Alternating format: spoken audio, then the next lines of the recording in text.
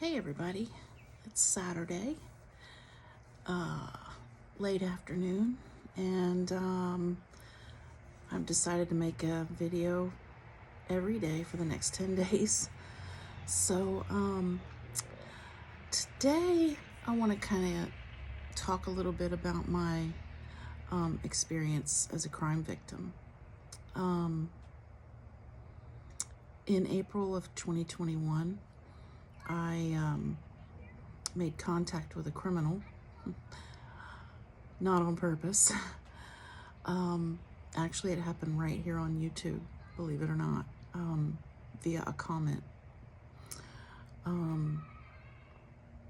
Basically, I was following someone. I really liked his content, and one day I decided I would tell him so in a comment. I didn't make comments that much, but I decided I would reach out and say, hey, I really love your content. So I did, and he responded. And it was the little channel icon and everything, and I just figured it was him. I didn't know any different at the time. So his comment said, thanks, give me a, text me and a phone number, regular phone number. So I did. I texted him, and we started talking, and it was just friendly, get to know you kind of chat, and I thought it was pretty cool. So next thing you know, he said, well, let's move to WhatsApp because it's faster, I think is what he said. And I was like, what's WhatsApp? I didn't have WhatsApp. And so I installed it, and the conversation continued, and yeah, it continued for 16 months and became a relationship. And I've learned a lot since then about the truth, about what happened. My mistake was saying hello. After that, the manipulation and control took over my life. And it ended at the end of August 2022.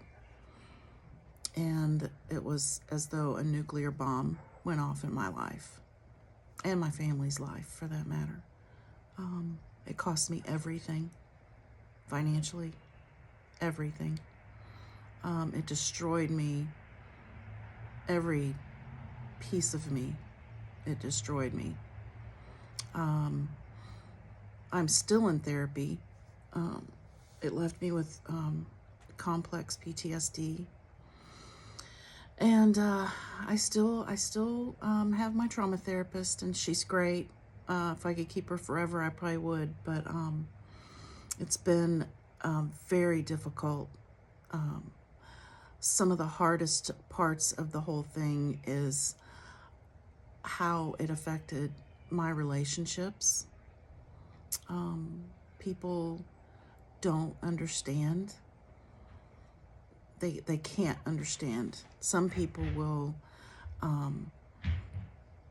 sort of say, the people that say, oh gosh, that would never happen to me. That's actually a self-defense kind of thing, because the people that think that they are immune to manipulation are the ones that are the most highly susceptible.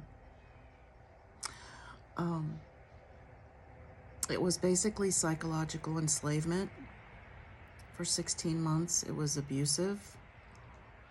I was isolated from everyone. Yeah, it was horrific. And this kind of crime is way, way, way, way bigger than people realize. It's in the trillions of dollars a year worldwide, billions of dollars a year, just in the US, the financial cost anyway. I think like 20 to 30 people a day commit suicide because of this crime. It's brutal. My My case has been investigated since September of 2022. You know, reported it like I was supposed to my local sheriff. And FBI, U.S. Marshals were involved. Anyways, they traced it back to Nigeria, and they have a suspect or suspects, but it's very difficult to make anything happen over there. So yeah, that's what happened to me.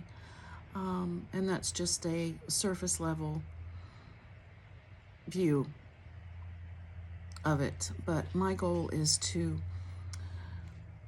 help other victims.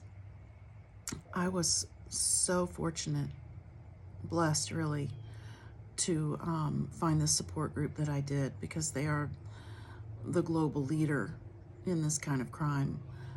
They understand the trauma better than anyone. And the organization is called SCARS. They saved my life, literally. So my goal is to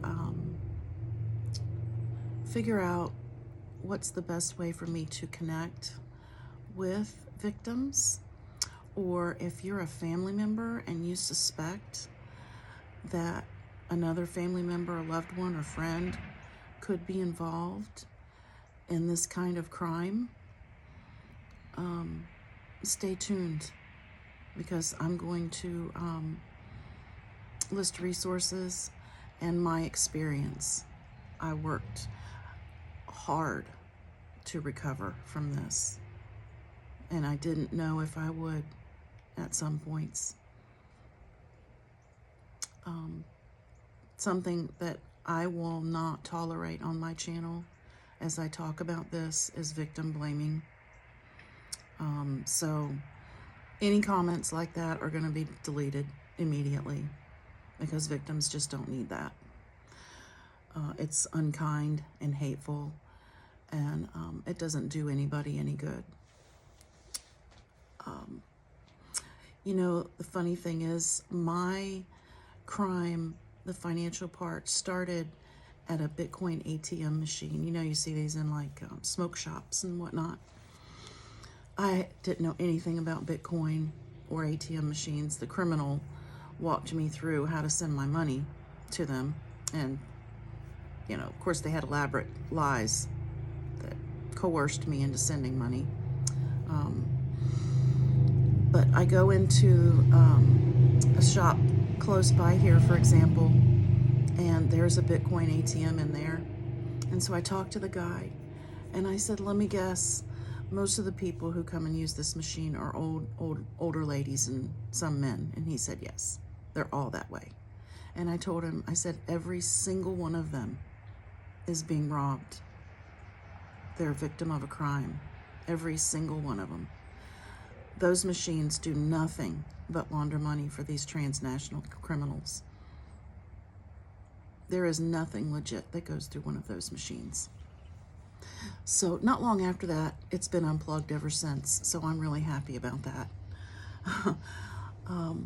I've thought about camping out at those machines, but you know, it's just not practical.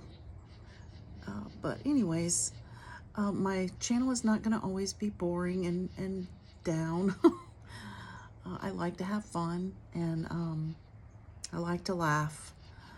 But this is a serious subject, and I know that this is how I can give back. Wanted to write a book. I just couldn't do it. I've tried several times, but jumping back into it at that level, it's just not something I want to do right now. And I'd rather connect with people. So I want to have victim interviews on here, families too, maybe even some law enforcement eventually, talk about what they see, because many of them are not familiar with this, although it's gotten a lot better over the past couple of years. And I was very fortunate. My detective actually was familiar, and it is actually his only job. So, oh gosh, there's a bee flying around me. So I was very lucky at that. One second. Oh, yeah, okay. I'm terrified of bees. So anyways, I won't make this any longer, but hope everybody's having a great Saturday, and we've got a big day coming up Tuesday. And I'm praying for our country and for all of you. See ya.